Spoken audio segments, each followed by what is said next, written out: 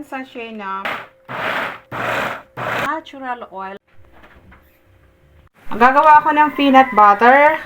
Dahil na siya. 5 minutes ko yan i-oven preheated. 1 sachet na powder milk.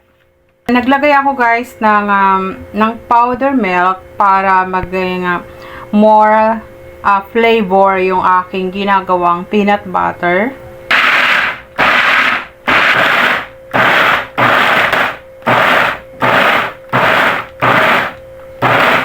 Ito yung first food processing ko.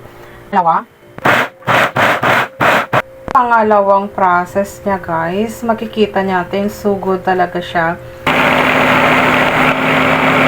And lalabas yung natural niyang oil. Feel daw yung kanyang oil. Natural oil from the peanut. This natural oil from the peanut. May sarili talaga siyang oil. 1 teaspoon of salt. Let honey. And use good flavor of the peanut butter. At natural guys. Pangatlo. Ito na yung pinaka-finish na dito.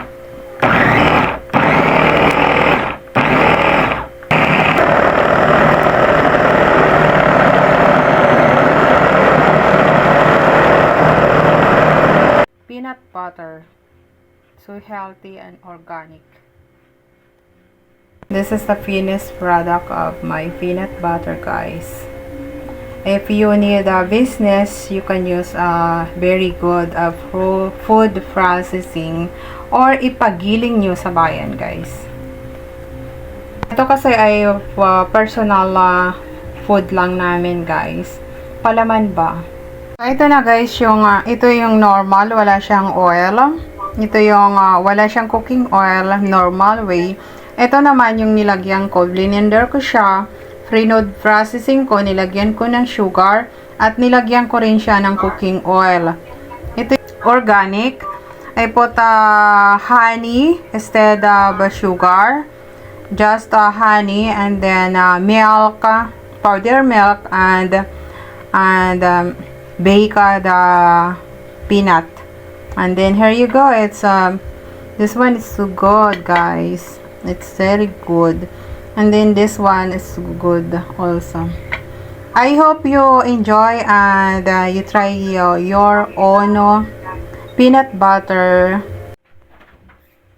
Yung wala siyang oil, wala siyang sugar. Ang nilagay ko dito ay, ang tawag ko dito ay organic. Kasi wala siyang wala siyang cooking oil na inilagay ako. So tikman natin siya. May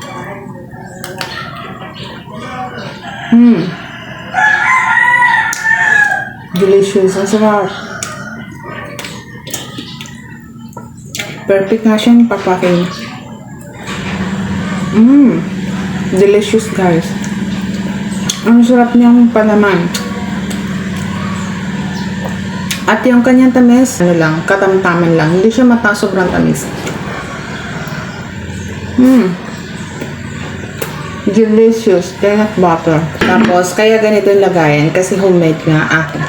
Kung sa pansarili lang gawa, pagkain. Ito naman gawa ko siya. Ayan, hindi tayo bumili sa market kasi nga ay gumawa tayo ng sarili nating peanut butter.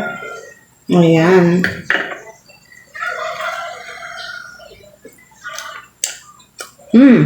Ang sarap niya. At kuhang-kuha mo talaga yung sa binibenta sa public or sa commercial. Delicious peanut butter na ginawa ko. Ito ay may sugar, may cooking oil, may milk, at yung cooking oil niluto ko siya. Ganda rin to pang business guys. Subukan nyo to. At magugustuhan na pamilya nyo. Delicious.